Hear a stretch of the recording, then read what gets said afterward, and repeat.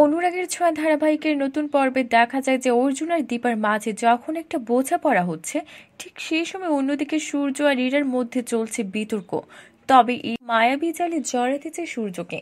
নিজের সম্পর্কে করুণ গল্প বলতে থাকে, ছোটবেলায় বাবা মায়ের বিচ্ছিন্ন হয়, মাও ছোট শিশুকে রেখে চলে যায়, অন্য একজন মানুষ ইরাকে বড় করেছে, তাকে সে বাবা ডাকে। এভাবে কথা বলে সূর্যের সিম্প্যাথি আদায় করতে থাকে। শুধু কি তাই, সে বাবাকে আসতে বলেছে, তিনি আসলেই তার সাথে চলে যাবে ইরা।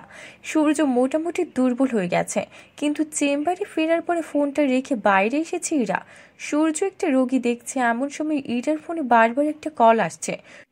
সূর্য ফোনটা নিয়ে দেখে বাবা বলে সেভ করে একটা নম্বর থেকে কলটা আসছে।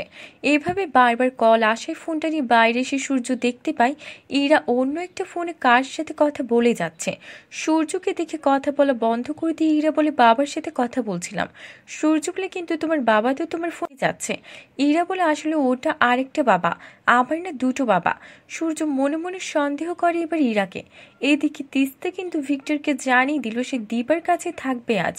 ভিক্টর আপত্তি করলে লাবণ্য সেনগুপ্ত দীপা জানতে চাইলে সেটা নিয়ে বিতর্ক বেঁধে যায়। তিস্তাকে রুমে ডেকে নিয়ে ভয় দেখায় দীপা, সেখানে সে ভিক্টরকে প্রশ্ন করলে তিস্তা বলে, থাক না বৌদি। অন্যদিকে জয় উর্মিকে বলে তার একটা ফ্ল্যাট কিনবে। শুনে উর্মি খুব খুশি। জয়ের কাছে জানতে চায় কিভাবে সেটা সম্ভব। জয় কিছু বলে না, সন্দেহ হয় উর্মির। তাহলে কি উর্মি বাড়ি বিক্রির কথাটা জানতে পেরে বাধা দিবে, আর দীপাকে কি জানিয়ে দিবে?